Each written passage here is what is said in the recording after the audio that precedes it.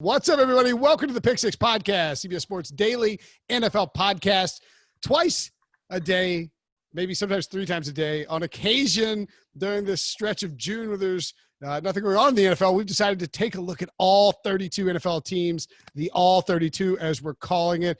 This will wrap up week one, and we're going to focus on the Eagles with Sheil Kapadia of The Athletic. Sheil, what's going on, buddy? What's up, Will? How you doing? Thanks for having me. I'm doing well. And you're also a co-host on the Birds with Friends podcast, which, by the way, is just like, I think our podcast name is fine.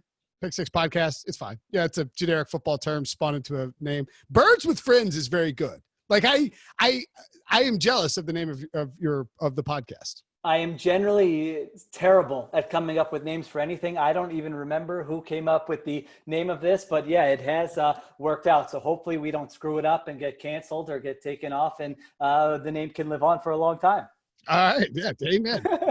Let's talk about the Birds then. So I think it doesn't feel like the Eagles are particularly controversial, which is surprising because they're such a, they're not a polarizing team, but they have a what do you say? Rabid fan base, enthusiastic fan base. And it always seems like if you have a take on the Eagles, it's either going to get you yelled at for whatever reason, but it does feel like this is kind of a quiet offseason in Philadelphia under Doug Peterson and Howie Roseman, and how he's been in and out over the past, 10, 15 years with Andy Reid and Chip Kelly. Does it feel like the Eagles are really developing some quiet consistency about how they go about this year-to-year approach? There's certainly a little bit of that, certainly to the, at least kind of in the public. You're right. There weren't a ton of splash moves. There were some here and there. I think it was pretty quiet, and it was seeming like not like you said, not the most controversial offseason until the draft and when they took Jalen Hurts. Oh, yeah. What am I talking about? Jalen Hurts. Yeah. Which I'm sure we'll talk about in the second round. So that was the moment where I was like, all right, no, this is all right. Now there's this dominant storyline that's going to dominate a lot of the conversation around this team going forward. But for the most part, I mean, they're bringing back, especially offensively, a lot of the guys who finished last season, and like just a lot of the names that you saw during that Super Bowl season a couple of years ago. There's still turnover, but certainly, Fletcher Cox and Jason Kelsey and Lane Johnson and these types of guys are still there on the roster. So it's kind of a transition period, moving on to kind of a next phase of, all right, how can they get back to another Super Bowl? Okay, I'm going to take the L on that one. That's quarantine brain talking, that I forgot Jalen Hurts. It's like, it's all we talked about for like a week. What's wrong with me? It was like a month ago. All right, I'll take the L on that. I think part of the reason is that, to me, I was sort of able to easily justify the selection of Jalen Hurts, in part because, one, the Eagles have done a very good job of producing multiple quarterbacks who could go on to then become valuable commodities on the trade market later on. And two, Carson Wentz, I'm not saying he can't stay healthy, he's just his missed games. I mean, a backup quarterback won them a Super Bowl. And then three, they got the receiver in the first round. I think people were just mad that they didn't get Justin Jefferson. I mean, where did you fall on the Jalen Hurts thing? Did you feel like it was something that undermines Wentz, or did you think it was a smart depth move? Was it too early to take him? How did you feel about it? Yeah, I came to eventually understand it for a lot of the things you mentioned, but I still would not say that I am on board with that move, because I think if you dig deeper into it a little bit, you mentioned, and you're right, that the Eagles have had a history of sort of developing these quarterbacks and then being able to trade them. But you look at those guys, you weren't spending, a second round pick that I think was the 53rd overall pick on the guy. And so you look at it and you say, well, what would the situation be where Jalen Hurts plays and all of a sudden you're able to trade him and you view him as an asset and you're getting better than the 53rd pick for him? For that to happen, Carson Wentz has to suffer an injury. Jalen Hurts has to come in.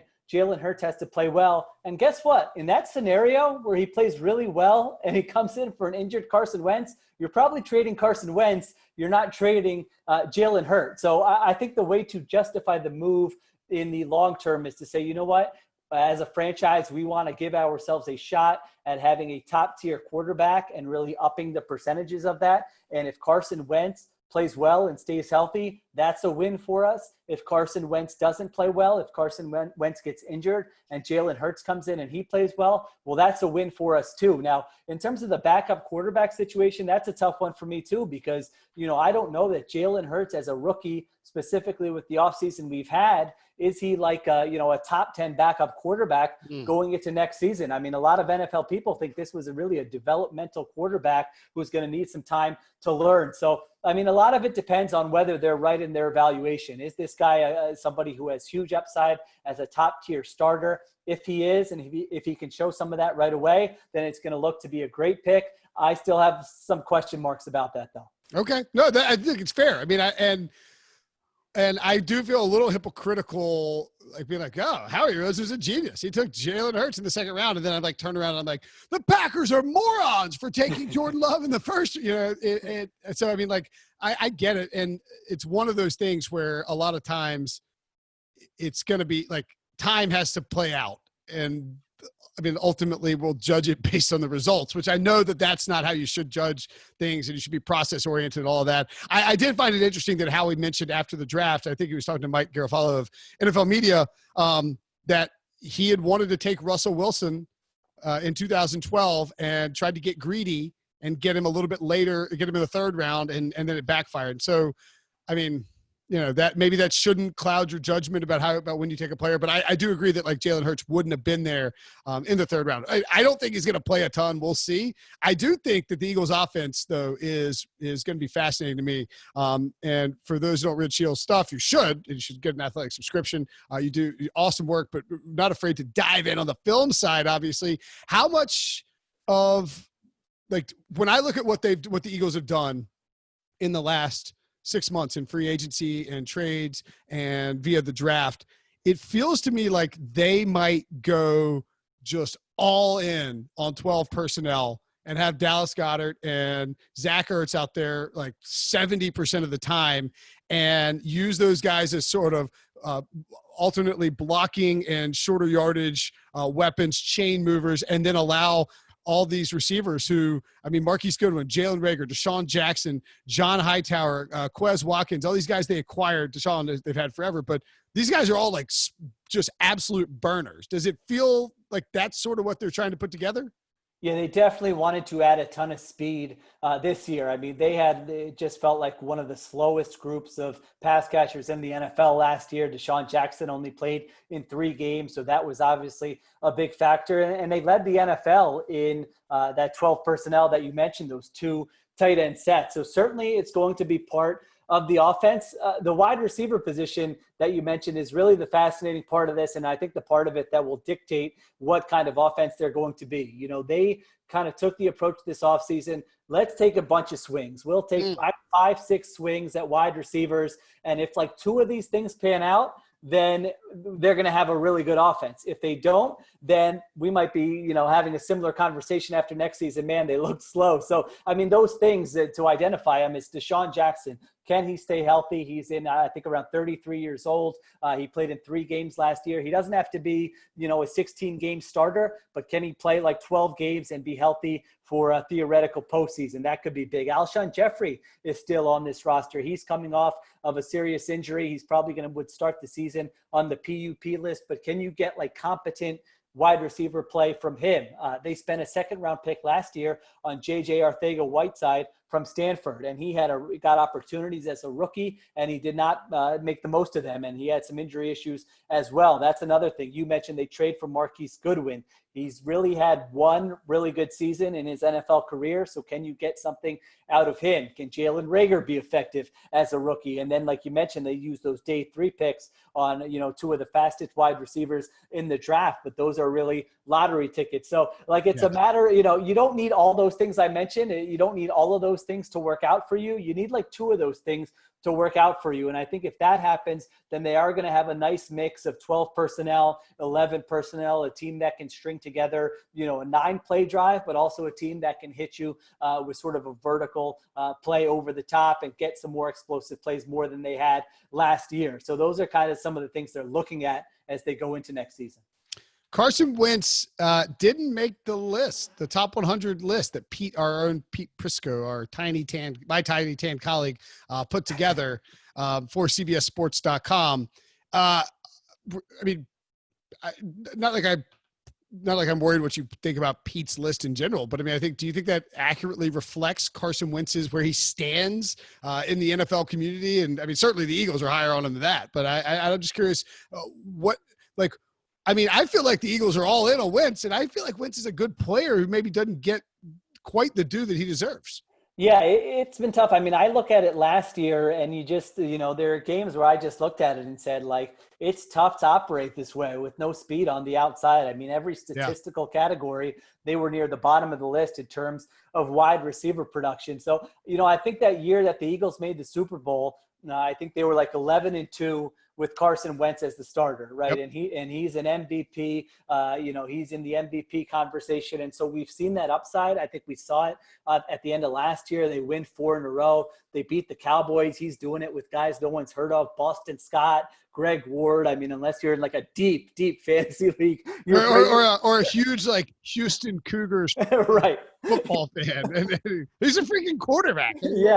Yeah. So unless those were the cases, you hadn't heard of these guys, and he played. Wentz played really well there down the stretch. So I think after that Super Bowl season, Eagles fans and probably a lot of people were thinking, all right, Wentz is going to be in that top 5 quarterback conversation for like the next decade. And since then, it has not been as good. And so I still think he's a really good player. I would probably put him more in like that, 8 to 10 category in terms of quarterbacks, but a guy who has that upside where if he's playing well, if he's healthy, if you surround him with good people, he certainly can perform as a top 5 quarterback. So I think this is going to be an important year for him, especially if those wide receivers can stay healthy. If Deshaun Jackson's out there, if they get something from Jalen Reagor, well, now all of a sudden you have a good offensive line, you have some better weapons around him, and you kind of can get a better sense of what he can be.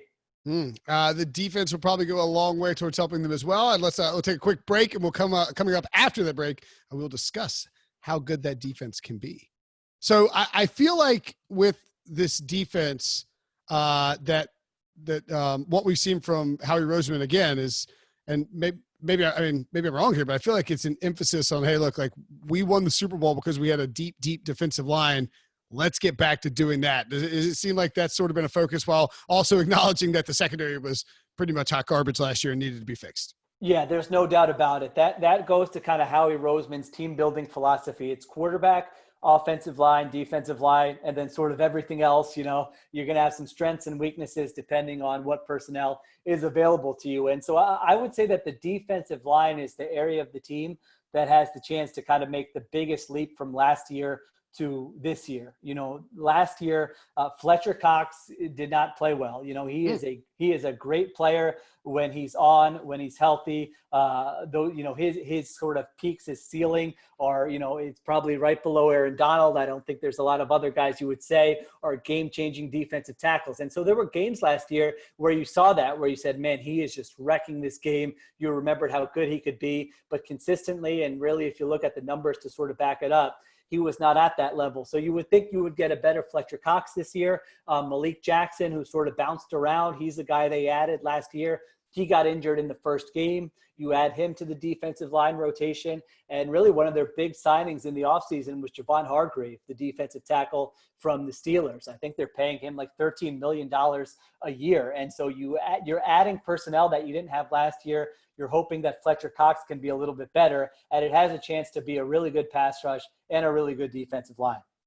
Yeah. I like what the Eagles have done. I don't know. It feels, it's very bizarre because, like I said, I know we talked about the Jalen Hurts thing, but it does feel like, and this shouldn't be unusual because this is how they operate, but it feels like all the attention is on the Cowboys, and the Eagles are sort of quietly just hanging out there, having already won the division last year. I mean, is that something that they probably like having happen? Like, maybe more of the attention being focused on the star there in Frisco? Yeah, I mean, there's no doubt about it. During the Super Bowl season, I've never seen a team play up the underdog role more. They wore literal dog masks. I mean, a lot of times it's, the teams that everyone thinks are good, they're playing the underdog role. I guess we can give them credit. That year, they were actual underdogs in every playoff game. They had Nick Foles. So I guess it was legit. Yeah. I look at the offseason sort of big picture, and it's hard when you're analyzing every move for a team, and I looked at it and I said, I don't really love what they've done, because I looked at it that the passing game was a huge issue last year. And I thought going into this offseason, like they were going to make some type of huge splash at wide receiver. And they were going to say, like you said, we're going to go all in on Carson Wentz. We're going to give him the help he needs. And we're going to have like a top 5 passing offense, and we'll figure the rest of it out. And so that's not exactly what they did. We talked about the wide receivers earlier, but really it was investing in the defense with Javon Hargrave, with the trade for Darius Slay, the cornerback. And so they're expecting to have a better defense. But then, when all was said and done and I looked at the roster, I said, all right, yeah, this is a pretty good roster. It's certainly a playoff caliber roster. And it's a team, I think, if you look at Vegas, if you look at the odds, I think the Cowboys are slight favorites to win the NFC East, but it's not by a wide margin. And so I think it's a 2-team race there, and they're certainly going to be in the mix. Yeah, and I mean, look, that Vegas thing too. I mean, they juice up the Cowboys because people like to bet on the Cowboys. The one thing I would say though, man, when you look at the schedule, I wanted to love the Eagles this year because I thought everybody would be on the Cowboys with the changeover to Mike McCarthy, and this is such an unusual offseason, and the Eagles have they have a lot of consistency, and to me, it is going to be consistency at the coaching position, like the coaching coordinator, quarterback, and offensive line. I think those are the teams that are going to thrive that have all that consistency, and the Eagles have that. But gosh, you look at the freaking schedule, and it just looks really, really tough. Yeah, you made a great point. I mean, I'm probably not putting as much influence or impact into it as I should, and that continuity could really help them. All those areas you just mentioned, you're bringing back the same play callers on both sides of the ball. You're bringing back the quarterback and the offensive line, so that'll help them. But yeah, it is a very tough schedule. I mean, they get the AFC North, which I think is going to be a really good division, not only at the top, but I'm pretty bullish on the Bengals and think they can be good right away with Joe Burrow. We'll see what happens with the Browns, and then of course I'm with you. By the way, I'm with you. I think the Bengals can I wouldn't be entirely shocked if they went to the playoffs. It's like one of those extra wild cards. I totally agree. And then in the NFC, of course, you've got the first place schedule. So, you're facing those good teams in the other division. So, yeah, they're definitely going to have to earn it if they have a good season. On the other hand, you know what? You got the extra playoff spot. So you get to 8-8, and who knows? You might be able to sneak in there. So it could go either way, I guess. Are there any? It's early, obviously. It's this is the early part of June. We're probably not going to see anybody on the field until training camp. But are there any sort of positional battles with Philadelphia that you're sort of keeping in the back of your mind as you start to approach towards training camp? Yeah, I think the secondary is a big area to focus on. They make the big trade for Darius Slay. They tried to sign Byron Jones. He went to Miami, so they kind of shifted and said, all right, what's plan B? Plan B. They bring in Slay. They brought back free safety Rodney McLeod, but they parted ways with Malcolm Jenkins, who's been a really good player for them, playing that strong safety role. He was really versatile. He was a leader. He helped with communication. So I would say outside corner is, opposite Slay is an area where they're looking at a few different guys. It could be Avonte Maddox, who's been on the team. It could be Jalen Mills, who started for them during the Super Bowl season. Those are probably two of the main guys they're looking at. And then you have to find a replacement for Malcolm Jenkins at strong safety. They've talked about moving Jalen Mills from corner to safety. He might kind of get the first shot at that, so he's a guy to keep an eye on. And then they signed Will Parks, who's a player from the Denver Broncos. They signed him in free agency. They think he could sort of be a versatile piece. So kind of between strong safety and outside corner, those are the two areas where they really have to figure it out whenever they get back on the field. Yeah, it feels like too. I know how he likes to build up front, but the way that Jim Schwartz attacks and he's so aggressive, it feels like if they can't hold up on the back end better than they did last year, you're never really going to have a chance for that elite season, right? Unless you can just put pressure after pressure after pressure without blitzing a ton. It seems fair with his defense, right? Yeah, I think, all things equal, I think he would love to be a coordinator who just said, all right, let's rush with 4 Yep. and drop 7 into coverage. But you did see their blitz frequency pick up a little bit last year because the pressure was not getting there. I think they want to play a lot of man coverage. They brought in also Nickel Roby-Coleman, the slot corner from the Rams. So they've got a lot of new faces in there. I think they want to play more man coverage. I think they want to have flexibility in terms of being able to blitz and be able to hold up, like you mentioned, on the back end. It's a matter of deciding which personnel and how that's all going to fit together. All right, Debo, since this is the Eagles podcast, Debo is reticent to jump in and speak, but I know that he loves his birds. He's at home right now, and he's feeling his Philly roots. Debo, is there anything you want to ask Sheil about the Eagles season or the Eagles roster? I'm sure there are like 42 questions you have. I'm sure there's a lot. Sheil, give us a Brandon Graham prediction from the Super Bowl 2 years ago. You can explain, I think, to Will better than I can what you did with BG a couple years ago, but I want a similar prediction for 2020. Ooh. Oh, this is a tough one. Yeah, so I had a prediction in Minneapolis before the Super Bowl that we were doing our last Birds with Friends podcast. We were just saying, all right, here's what the score is going to be. Here's how it's going to play out. And I said Brandon Graham is going to have a strip sack of Tom Brady with 2 minutes and 16 seconds left. And I nailed it to the second. And so, are you serious? Yeah. So that's you said 216?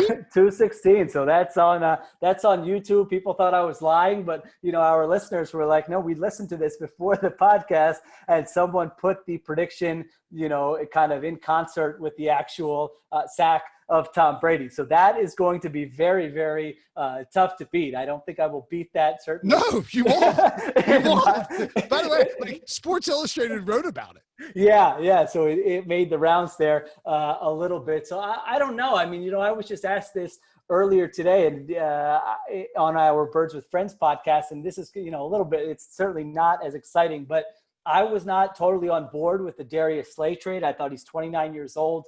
You should really be looking at wide receiver in that spot. And so I was critical of that. So I have a feeling that like in week 1, they play Washington. I think that Darius Slay is going to have a big interception in like the fourth quarter. I think I said, 4 minutes and 46 seconds or something. And he's going to have a big interception to ice the game. And that way people can tweet at me and say, I was wrong about the Darius Slay trade. He's going to be an impact player and the Eagles are going to the Super Bowl. So that's what I came up with earlier. So I'll stick with that here.